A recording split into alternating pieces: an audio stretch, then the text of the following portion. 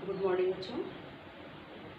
हम आज कक्षा 7 का विषय गणित पढ़ाने जा रहे हैं, जिसके अभ्यास का नाम है परिमेय संख्या।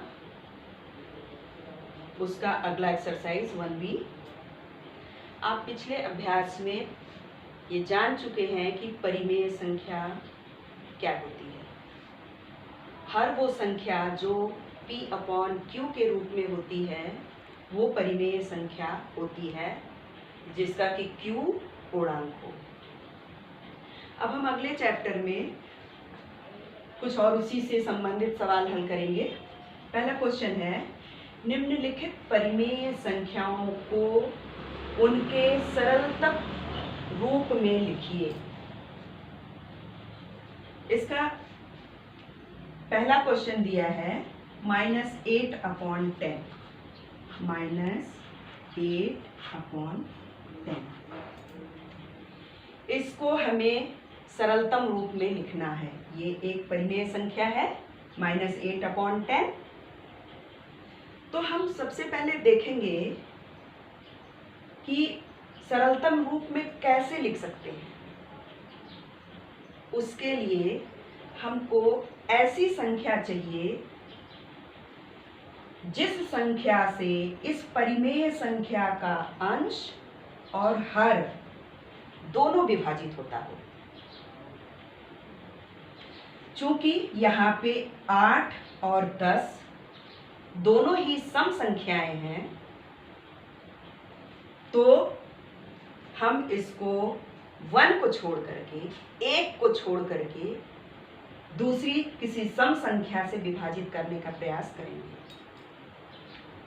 तो सबसे पहले हम देखते हैं क्या ये दोनों संख्याएं 1 को छोड़कर 2 से विभाजित होती हैं। 1 से छोड़कर इसलिए कि किसी भी संख्या को नंबर 1 से 1 से विभाजित करने पर पुनः हमें वही संख्याएं प्राप्त होती हैं। तो हम 2 से विभाजित करते हैं।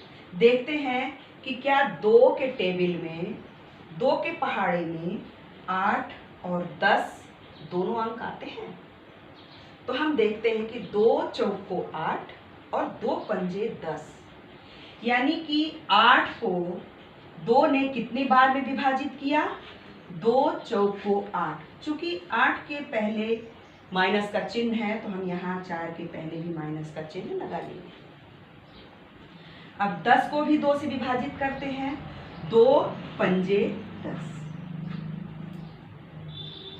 यानी 2 ने 8 को 4 बार में और 10 को 5 बार में विभाजित कर दिया।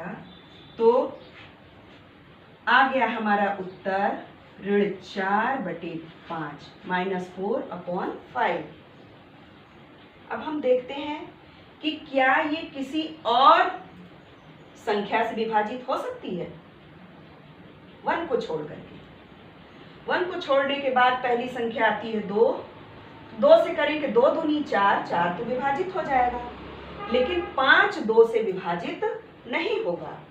इसलिए -8/10 का सरलतम रूप है -4/5।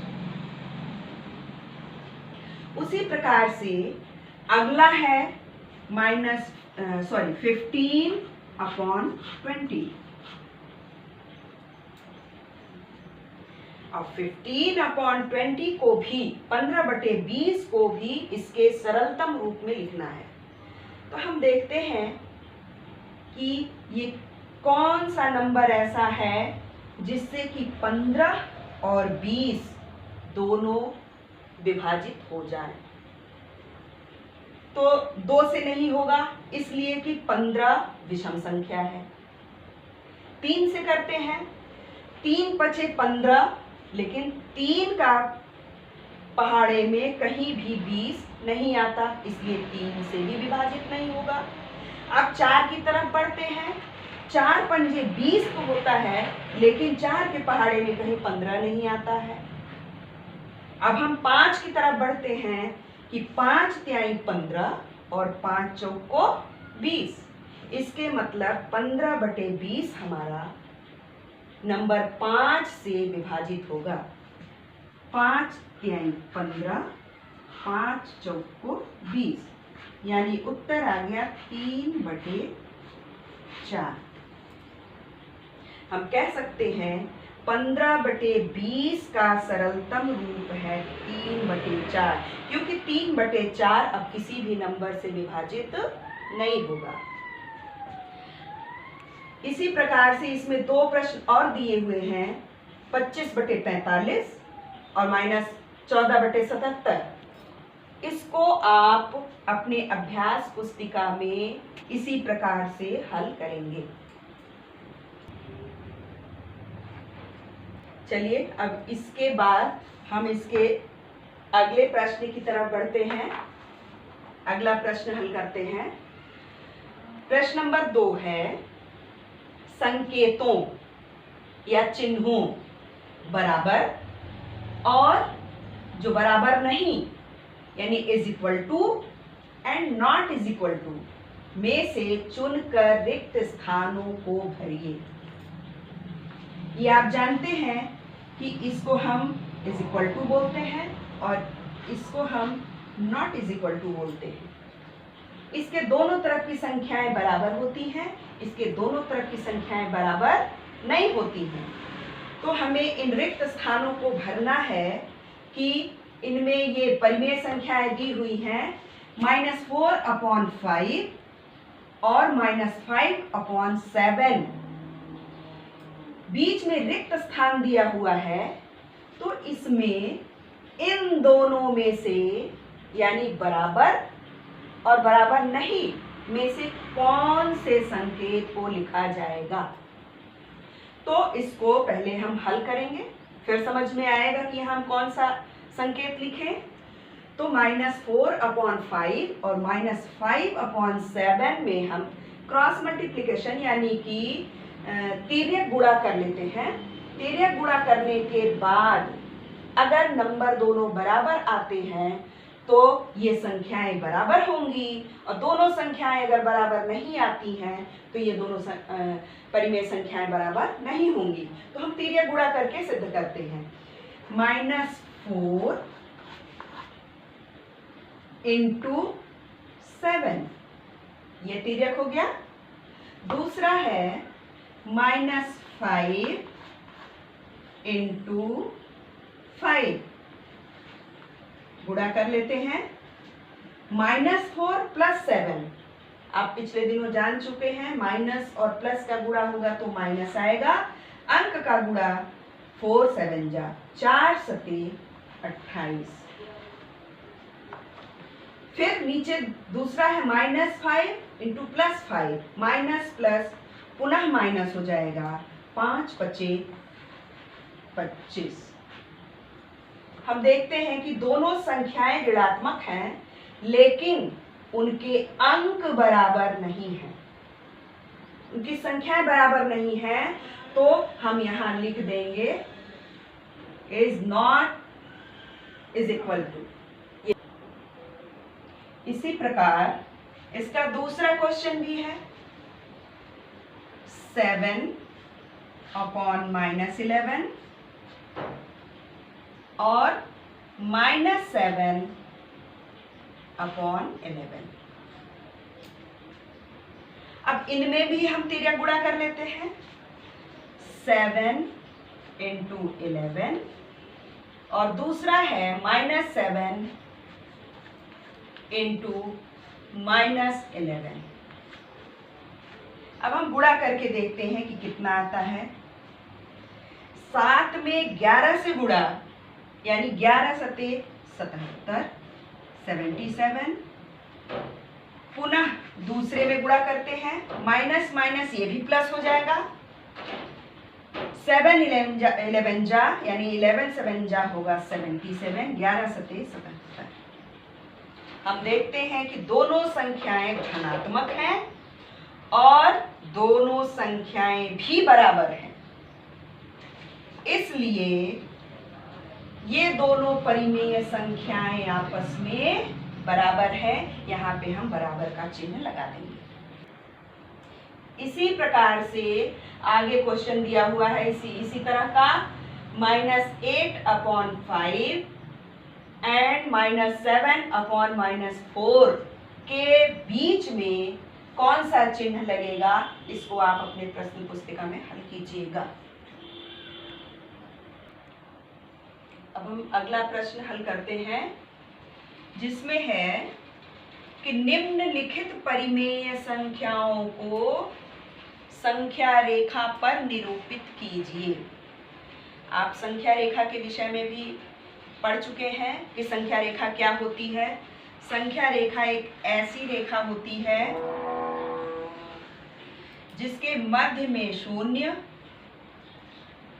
और दाहिनी तरफ पॉजिटिव नंबर यानी धनात्मक संख्याएं होती हैं और 0 के बाईं ओर नेगेटिव नंबर यानी कि ऋणात्मक संख्याएं होती हैं।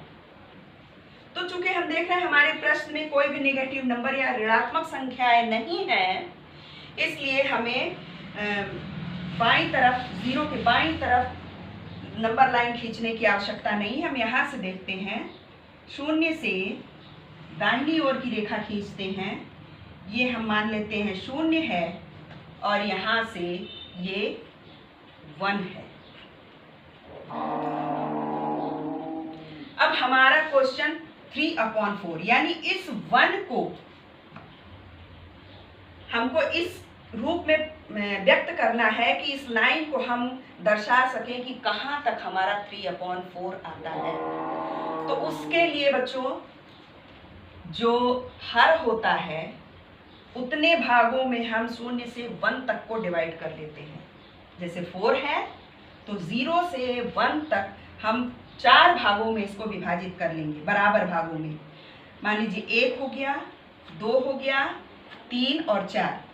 अब इसका हर एक खाना 1/4 के बराबर है, क्योंकि 0 से 1 तक ये अगर 1 है तो ये बराबर 4 खाने जो बटे हुए हैं, इसका एक खाना 1/4 के बराबर है।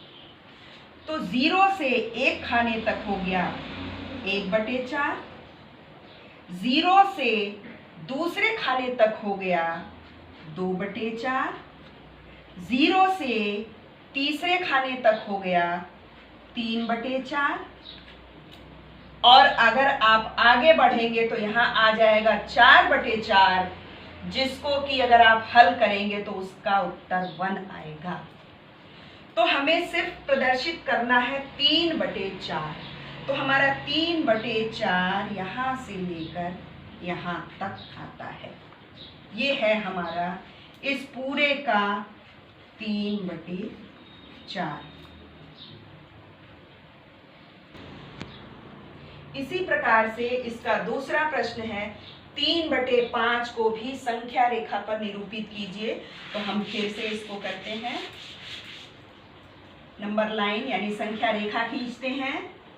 यहाँ पे ये 0 है और यहाँ पे ये 1 है। अब हम देख रहे हैं कि इसका डिनोमिनेटर यानी कि हर 5 है, तो 0 से 1 तक के भाग को 5 बराबर भागों में विभाजित करेंगे। 1 भाग, 2 भाग, 3 भाग, 4 भाग और 5 भाग। 1, 2, 3, 4 और 5 भाग। ठीक उसी प्रकार से इसका एक खाना 1/5 के बराबर है। प्रत्येक खाना 1/5 के बराबर है, तो 0 से 1 तक आएगा इसका 1/5। 0 से दूसरे खाने तक आएगा 2/5। 0 से तीसरे खाने तक आएगा 3/5 और 0 से चौथे खाने तक आएगा 3/5 तक ही हमें करना है। तो ये 0 से 3/5 तक जहां तक आया, ये हमारा है इस पूरे 1 का 3/5। हम इसके आगे भी कर सकते हैं 4/5, 5/5। अगर इसके बाद का नंबर आता है कि 6/5 या 7/5, तो हम इस संख्या रेखा को और 2 तक लंबी करेंगे और उसको भी 5 भागों में डिवाइड करेंगे, और इसके आगे आएगा 6/5, 7/5 एक्सेट्रा। ठीक है बच्चों, आज की क्लास यहीं पे समाप्त होती है। धन्यवाद।